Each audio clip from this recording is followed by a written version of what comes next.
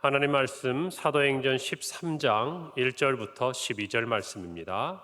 신약성경 209페이지 사도행전 13장 1절부터 12절 말씀 제가 봉독하고 마지막 절 합독합니다. 안디옥 교회에 선지자들과 교사들이 있으니 곧 바나바와 니게르라는 시므온과 구레네 사람 루기오와 분봉왕 헤롯의 젖동생 마나엔과 및 사울이라. 주를 섬겨 금식할 때에 성령이 이르시되 내가 불러 시키는 일을 위하여 바나바와 사울을 따로 세우라 하시니 이에 금식하며 기도하고 두 사람에게 안수하여 보내니라. 두 사람이 성령의 보내심을 받아 실루기아에 내려가 거기서 배 타고 구브로에 가서 살라미에 이르러 하나님의 말씀을 유대인의 여러 회당에서 전할세 요한을 수행원으로 두었더라. 온 섬 가운데로 지나서 바보에 이르러 바 예수라는 유대인 거짓 선지자인 마술사를 만나니 그가 총독 서기오 바울과 함께 있으니 서기오 바울은 지혜 있는 사람이라. 바나바와 사울을 불러 하나님의 말씀을 듣고자 하더라. 이 마술사 엘루마는 이 이름을 번역하면 마술사라. 그들을 대적하여 총독으로 믿지 못하게 힘쓰니 바울이라고 하는 사울이 성령이 충만하여 그를 주목하고 이르되 모든 거짓과 악행이 가득한 자요 마귀의 자식이요 모든 의의 원수여 주의 바른 길을 굽게 하기를 그치지 아니하겠느냐. 보라 이제 주의 손이 내 위에 있으니 내가 맹인이 되어 얼마 동안 해를 보지 못하리라 하니 즉시 안개와 어둠이 그를 덮어 인도할 사람을 두루 구하는지라. 함께 읽습니다. 이에 총독이 그렇게 된 것을 보고 믿으며 주의 가르치심을 놀랍게 여기니라. 아멘. 오늘 본문은 최초의 선교사로 바나바와 바울을 파송한 안디옥 교회의 이야기, 그리고 그들이 첫 번째 전도 여행을 시작한 구브로에서 일어난 하나님의 놀라운 일들에 대한 이야기가 기록되어 있습니다. 오늘 성경을 통해서 우리는 그동안 하나님의 역사 또 복음의 진원지였던 예루살렘 교회, 세계교회의 이제 중심이었던 이 예루살렘 교회에서 그 무게의 추가 안디옥 교회로 옮겨가고 또 안디옥 교회로 말미암아 세계 교회로 뻗어나가는 것을 우리는 볼 수가 있습니다. 우리는 오늘 이 말씀을 보면서 하나님께서는 이 안디옥 교회를 사용하시기 위해서 안디옥 교회 가운데 어떤 일들을 행하셨는가, 그리고 우리는 어느 날 23장에서 하나님께서 바울과 바나바를 세우시고 또 선교사로 파송하시는 것 같은 성경의 어떤 느낌을 받지만, 그러나 또 한편으로 성령께서는 또 주님께서는 이 일들을 시작하기까지 얼마나 많은 일들을 준비하시고 계획하시고 또 인도하고 계시는지, 더불어서 저와 여러분의 삶에도 하나님께서 우리에게 뜻하신 어떤 일들을 이루고자 하실 때에 우리는 미처 깨닫지 못하는 과거의 어떤 시간부터 주님께서는 우리를 위해 많은 일들을 행하셨고 준비하고 계신다는 사실을 깨닫는 이 새벽이 되기를 간절히 바랍니다. 우리는 이런 질문을 할 수 있죠. 왜 안디옥 교회였을까? 왜 예루살렘 교회가 아니라 안디옥 교회였을까? 또 정말 이후의 성경을 보면 수많은 또 주변의 교회들이 자라나는데 그런 교회들이 아니라 이 안디옥 교회에서 하나님은 이러한 일들을 시작하셨을까? 우리는 특별히 이곳을 보면서 여러 가지 이유들을 찾아볼 수가 있겠지요. 그 당시에 그래도 정말 유대라는 사회 속에서 폐쇄적이었던 예루살렘보다는 정말 세계를 또 오가면서 함께 소통할 수 있는 헬라 문화권의 교회였던 이 안디옥 교회, 그리고 오늘 우리가 1절에서 살펴보는 것처럼 다양한 여러 사람들의 어떤 인종적이고 또 계층적이고 또 지리적인 배경을 가지고 있는 이 사람들의 구성이 되었던 교회가 훨씬 세계 선교에 대해 익숙하지 않느냐, 여러 가지 이유가 합리적으로 찾아볼 수가 있습니다. 물론 하나님이 그런 부분도 고려하셨을 거예요. 그러나 보다 중요한 이유는 이 안디옥 교회가 부흥하는 교회였다라는 것입니다. 그러면 저와 여러분이 이 부흥이라는 것을 생각할 때 무엇을 생각합니까? 외적으로 구성원들이 많이 늘어나고 또 뭔가 정말 하나님이 행하시는 그런 일들이 나타나고 기적이 일어나고 어떤 우리가 일반적으로 설명할 수 없는 정말 치유와 어떤 기적 같은 하나님의 역사가 많이 나타나는 교회, 우리는 그런 교회를 일컬어서 부흥한다고 이야기를 하죠. 그러나 실제적으로 부흥하는 교회라 했을 때 우리가 생각하는 가장 중요한 부분은 바로 부흥은 성령께서 행하시는 일이라는 것을 우리는 꼭 기억해야 됩니다. 그것이 어떤 사람의 능력이나 사람의 역사가 아니라 하나님께서 행하시는 것이죠. 그런데 이 하나님이 행하신다는 것은 단순히 하나님께서 그냥 어떤 호의를 가지고 성령께서 이 일들을 행하시는 것이 아니라 부흥에는 반드시 그 부흥을 허락하시는 하나님의 계획이 있다라는 것이에요. 오늘 성경에서도 우리는 그런 부분들을 살펴볼 수 있습니다. 특별히 로이드 존스 목사님은 이 부흥에 대해서 이야기하면서 이렇게 설명하고 계세요. 성령께서 비상하게 역사하실 때 교회의 생활 속에서 체험되는 것이 부흥이다 그랬어요. 그러니까 성령께서 교회 안에서 우리가 일반적으로 이해할 수 없는 어떤 그 수준을 뛰어넘어서 하나님의 놀라운 일들을 행하실 때 우리는 나타나는 여러 현상들을 일컬어 부흥이라고 이야기를 하는 것입니다. 우리는 11장에서 안디옥 교회에서 처음으로 그리스도인이라 일컬음을 받는 일들이 일어난 것을 우리가 살펴보았습니다. 여러분, 그리스도인이라는 의미가 무엇입니까? 이전에는 존재하지 않는 사람들이라는 것이에요. 이전에는 이런 사람들을 만나보지 못한 것이에요. 그래서 그들을 향한 하나의 새로운 이름이 필요했다라는 것입니다.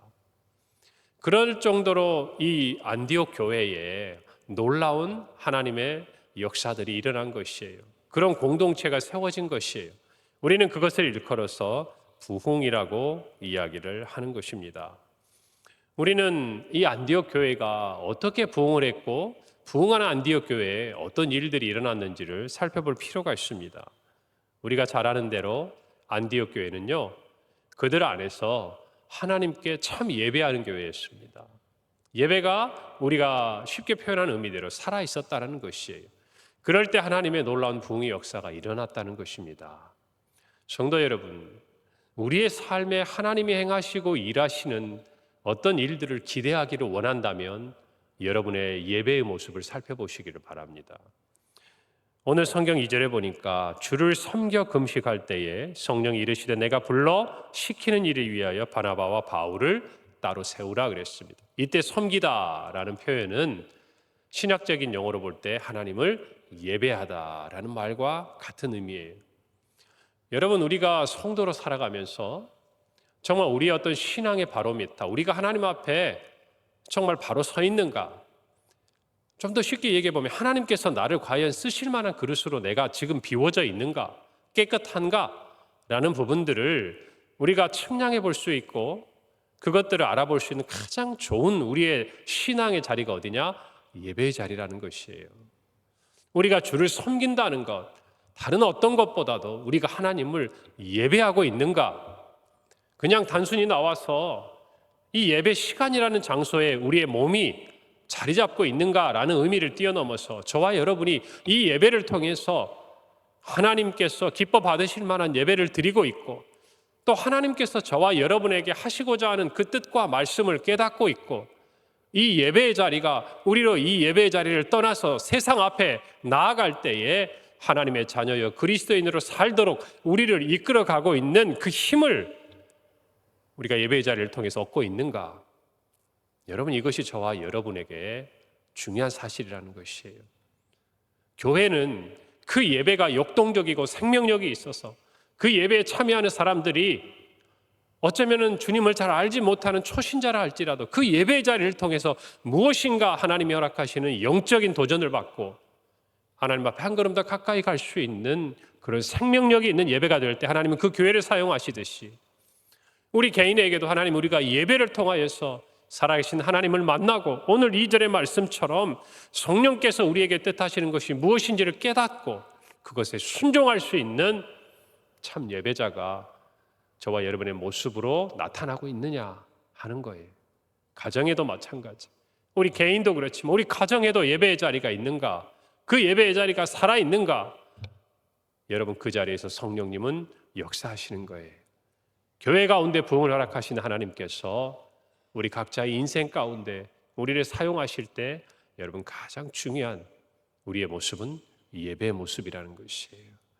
여러분 우리가 지난주에 함께 살펴본 아브라함, 이삭을 드리는 그 모든 것도 예배의 모습이라고 할 수 있는 것이 하나님 앞에 참 예배자로 정말 주님 이외에는 그 어떤 것도 내 인생에 가장 귀한 것이 없음을 하나님 앞에 고백하는 자리가 예배의 자리라는 것이에요.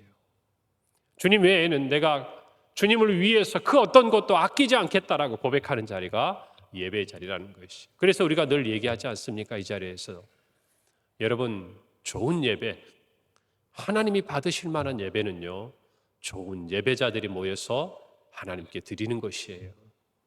그렇기 때문에 저와 여러분이 예배를 사모하고 정말 좋은 예배자로서 준비되면 우리의 예배는 하나님이 받으시는 예배가 되는 것이에요. 그리고 그 예배를 받으신 하나님께서 저와 여러분의 인생 가운데 놀라운 일들을 행하시는 분이라는 것을 저와 여러분이 믿으셔야 합니다. 작게는 우리 개인으로부터 우리가 섬기는 우리의 일터와 삶의 자리, 가정을 뛰어넘어서 우리 교회가 정말 우리 교회가 부흥하면 이 나라와 이 민족이 살아나게 될 것을 믿고 우리가 한국교회와 이 나라와 이 민족을 위해 기도하는 이 새벽이 되어야 하는 것, 우리가 매일같이 지켜오는 이 예배의 자리가 그런 의미가 있다는 것을 저와 여러분이 깨달아야 할 것입니다. 오늘 이 말씀을 통해 우리 분명히 결단하고 고백합시다. 오늘 하루를 살면서 여러분 하나님 앞에 참 예배자로 서고 좋은 예배자의 모습을 간직하기를 간절히 바랍니다. 오늘 이 말씀도 정말 우리가 함께 나누고 기도하고 돌아가는 발걸음 가운데 하나님이 우리에게 성령께서 말씀하시고 뜻하시고 오늘 하루 우리의 삶을 우리가 준비하면서 오늘 하나님 이런 만남이 있고 우리의 삶에 이런 계획이 있고 이런 일정이 있는데 하나님 그 순간순간마다 우리에게 무엇을 원하시는지, 우리가 어떻게 행동하기를 원하시고 오늘 하루를 어떻게 참 예배자로 살기를 원하시는지 물으세요. 그리고 하나님의 뜻을 발견하시고 순종하시기를 바랍니다. 아멘. 그리고 이 안디옥 교회에는요, 좋은 지도자들이 있었습니다. 오늘 성경 우리가 1절에 보니까 안디옥 교회에 선지자들과 교사들이 있으니 곧 바나바와 니게르라는 시므온과 구레네 사람 루기오와 분봉왕 헤롯의 젖동생 마나엔과 및 사울이라.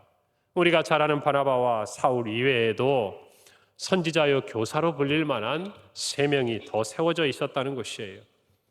여러분 처음에 우리가 11장에 보면 안디옥 교회에서 정말 바나바가 예루살렘 교회 파송을 받고 가서 보니 성령의 놀라운 역사가 이곳 안디옥에 일어나고 있는 것이에요. 그러니까 한 일이 무엇입니까? 사울을 찾았습니다. 그리고 사울을 데려다가 1년 동안 그곳에서 가르쳤어요. 그들이 하나님의 말씀을 배우고 난 이후에야 비로소 그 지역에 있는 사람들이 이 안디옥 교회 사람들을 그리스도인이라 부르기 시작했습니다. 여러분 우리는 하나님의 말씀 안에서 자라가야 돼요. 부흥하는 교회의 특징이 뭔지 아십니까? 외적인 부흥이 있습니다. 참 예배가 나타납니다. 살아있고 역동적인 예배가 정말 매주마다 하나님께 드려지고 매일의 개인의 삶 속에 일어납니다. 여러분 그러면 필연적으로 나타나는 게 뭐냐면 교회 안에서 하나님의 사람들이 세워져 갑니다. 주를 알지 못한 자가 주님 앞에 나와 교회의 지도자가 되는 일이 허다합니다. 여러분 그리고 정말 하나님에 대해서 그동안 깊이 깨닫지 못했던 어린 그런 모습을 가졌던 성도들이 어느새 그 교회의 지도자가 될 만큼 말씀 안에 세워져 갑니다. 우후죽순처럼 일어납니다. 자녀 세대에서 정말 우리가 우리의 자녀들을 볼 때 그 자녀들이 세상을 변화시키는 하나님 나라의 일꾼들로 세워져 갑니다. 부흥하는 교회에 나타나는 특징이에요. 여러분 제가 생각해 보아도 저 어릴 때 교회가 한참 부흥했던 80년대 초반에서 90년대에 이르는 이 모든 과정, 한국 교회를 보자면 70년대 중반부터라고 할 수 있겠죠. 그때부터의 모든 교회마다 여러분 얼마나 많은 정말 저와 같은 목회자와 그리고 선교사들, 여러분 하나님의 사람들이 세워졌어요. 요즘에 정말 우리의 자녀 세대, 대학을 지나가는 자녀들의 가장 큰 기대가 뭡니까? 의사가 되는 겁니다. 저는 깜짝 놀랐어요. 어느 지역 우리 강남에 있는 학원에서는 3살, 4살짜리 애들이 향후에 의사가 되기 위한 학원이 생기고, 이게 말이 되느냐 그 말이에요. 여러분 그런데 제가 아는 많은 선배들은요 그 의대를 졸업하고 여러분 전문의 자격증을 따고 이제 사회 안정적인 그 모든 것을 눈앞에 둔 순간 폭탄 테러가 일어나는 저 무슬림 지역에 선교사로 가고요. 저 동남아 지역에 약대를 낳은 후배들이 정말 선교단체 파송을 받아가지고 지금도 선교를 하고 있는 그 때가 언제였냐? 70년대 중반에서 90년대 이전 80년대 후반까지 각 교회 대학부마다 여러분 제가 다니던 교회도 10명이었던 대학생이 350명이 출석하는 교회가 됐어요. 10년 만에. 대학생만. 그런 부흥이 시작이 되니까 어떤 일이 일어나냐면 그 안에서 세상의 영광, 세상의 어떤 편안함, 세상에 주는 유익이 아니라 하나님이 주시는 사명, 하나님 주시는 꿈을 꾸고 정말 이 땅에 안락을 누리고 평안할 수 있는 모든 것들을 뒤로하고 주님 부르시는 자리로 나아가는 젊은이들이 많이 일어났습니다. 그래서 이 나라가 복을 받은 줄 믿으셔야 돼요. 그래서 하나님께서 그 자녀들을 일으키시려고 이 나라에 경제적이고 정치적이고 사회적인 많은 발전들을 주신 줄로 믿으셔야 합니다. 우리 교회가 부흥하면요, 우리 교회 안에서 그런 자녀들이 자라납니다. 세상의 자랑이 아니라 하나님의 나라의 일꾼들이 자라나는 것이에요. 여러분 우리 교회도 정말 한때 1000여 명이 넘는 어린 주일학교 세대가 있었습니다. 여기 여러분 다 기억하실 거예요. 제가 들었으니까 아마 그 말이 맞다면. 맞죠? 여러분 그때 하나님의 부르심을 받아 주의 종이 된 우리의 정말 자녀 세대가 분명히 있습니다. 제가 많이 만났어요. 많이 들었어요. 그리고 사모가 되고 선교사가 되고. 여러분 그 아이들이 왜 그런 꿈을 가집니까? 예배의 공동체가 살아나고 이 안에서 하나님의 말씀을 배우고 먹고 자라가면서 그들의 인생이 그들을 위해서가 아니라 주를 위해 쓰임받는 꿈을 꿀 수 있었기 때문 아니겠습니까? 여러분 우리 교회가 그런 교회가 돼야 돼요. 여러분의 가정에 그런 자녀들이 일어나야 될 줄로 저는 믿습니다. 여러분 정말 우리가 이 세상에 어떤 가치를 쫓아가더라도 영원한 가치는 하나님 안에 있다는 것을 깨달아야 되는 것이. 여러분 우리가 가르쳐 줄 것이 무엇입니까? 우리의 자녀들이 그런 꿈을 쫓아갈 때 외롭고 힘든 자리예요. 우리의 자녀들도 알아요. 이 길이 얼마나 힘든지. 아니 이 길만 포기하면 나에게 어떤 삶의 평안함과 세상이 추구하는 그런 유익이 있는지를 모르지 않습니다. 그런 자녀들에게 그래도 기도하고 힘이 되어줄 수 있고 용기를 불어넣어줄 수 있고 그 자녀의 선택에 있어서 정말 누군가는 주님이 기뻐하신다고 이야기해 줄 수 있는 그런 부모와 그런 교사와 그런 교회 어른들이 필요하지 않겠냐 그 말이에요.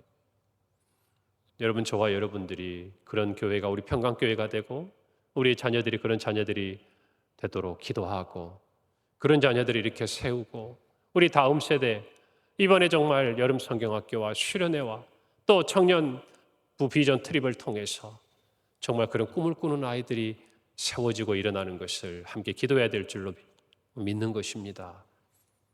여러분 그런 말씀이 정말 가르쳐지고 세워지는 교회에서 성령께서는 이 놀라운 세계 선교의 사명을 맡기고 계시는 것이에요. 여러분 이 모든 것들을 하나님께서 허락하시고 드디어 선교의 사명을 주시는 것입니다. 그럴 때 교회에 가장 귀한 것을 요구하셨어요. 바나바와 사울, 그 교회에 가장 필요한 지도자, 그들이 가장 의지했던 사람들, 그들에게 가장 소중했던 사람들을 성령께서는 내가 쓰겠다고 말씀하신 거예요. 여러분 그럴 때 어떻게 합니까? 바울과 바나바도 순종했지만 온 교회가 마음을 하나로 모아서 기도하고 두 사람을 파송하는 거예요. 오늘 이 말씀을 보면서 저와 여러분도 우리 교회가 어떤 일에 마음을 두어야 될지를 아셔야 돼요. 그것은 다른 것이 아니에요. 성령께서 마음을 두시는 일이에요. 여러분이 지난주에 오후에 신수아 선교사님 오셔서 우리에게 말씀을 전할 때 여러분의 마음이 뜨겁지 않았습니까?